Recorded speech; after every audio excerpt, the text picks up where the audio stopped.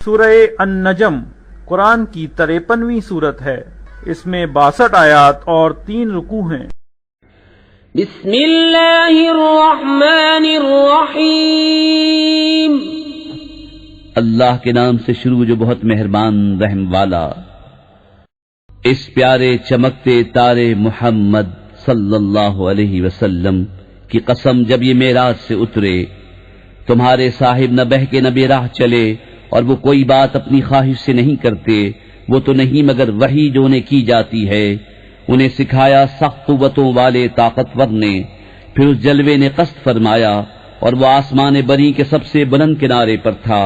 پھر وہ جلوہ نزدیک ہوا، پھر خوب اتر آیا، تو اس جلوے اور اس محبوب میں 2 ہاتھ کا فاصلہ رہا، بلکہ اس سے بھی کم۔ اب وحی فرمائی اپنے بندے کو جو وحی فرمائی، دل نے جھوٹ نہ کہا جو دیکھا، تو کیا تم ان سے ان کے دیکھے ہوئے پر جھگڑتے ہو؟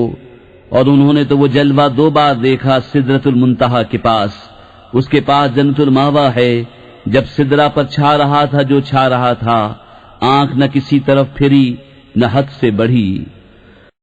بے شک اپنے رب کی بہت بڑی نشانیاں دیکھیں، تو کیا تم نے دیکھا لات اور عزا اور اس تیسری منات کو؟ کیا تم کو بیٹا اور اس کو بیٹی؟ جب تو یہ سخت بھونڈی تقسیم ہے۔ وہ تو نہیں مگر کچھ نام کہ تم نے اور تمہارے باپ دادا نے رکھ لیے ہیں، اللہ نے ان کی کوئی سند نہیں اتاری۔ وہ تو نرے گمان اور نفس کی خواہشوں کے پیچھے ہیں، حالانکہ بے شک ان کے پاس ان کے رب کی طرف سے ہدایت آئی کہ آدمی کو مل جائے گا جو کچھ وہ خیال مند ہے، تو آخرت و دنیا سب کا مالک اللہ ہی ہے۔ اور کتنے ہی فرشتے ہیں آسمانوں میں کہ ان کی سفارش کچھ کام نہیں آتی مگر جب کہ اللہ اجازت دے دے جس کے لیے چاہے اور پسند فرمائے۔ بے شک وہ جو آخرت پر ایمان نہیں رکھتے، ملائکہ کا نام عورتوں کا سا رکھتے ہیں، اور انہیں اس کی کچھ خبر نہیں، وہ تو نرے گمان کے پیچھے ہیں، اور بے شک گمان یقین کی جگہ کچھ کام نہیں دیتا۔ تو تم اس سے منہ پھیر لو جو ہماری یاد سے پھرا، اور اس نے نہ چاہیے مگر دنیا کی زندگی، یہاں تک ان کے علم کی پہنچ ہے۔ بے شک تمہارا رب خوب جانتا ہے جو اس کی راہ سے بہکا، اور وہ خوب جانتا ہے جس نے راہ پائی۔ اور اللہ ہی کا ہے جو کچھ آسمانوں میں ہے اور جو کچھ زمین میں، تاکہ برائی کرنے والوں کو ان کے کیے کا بدلہ دے، اور نیکی کرنے والوں کو نہایت اچھا صلہ عطا فرمائے۔ وہ جو بڑے گناہوں اور بے حیائیوں سے بچتے ہیں مگر اتنا کہ گناہ کے پاس گئے اور رک گئے، بے شک تمہارے رب کی مغفرت وسیع ہے، وہ تمہیں خوب جانتا ہے۔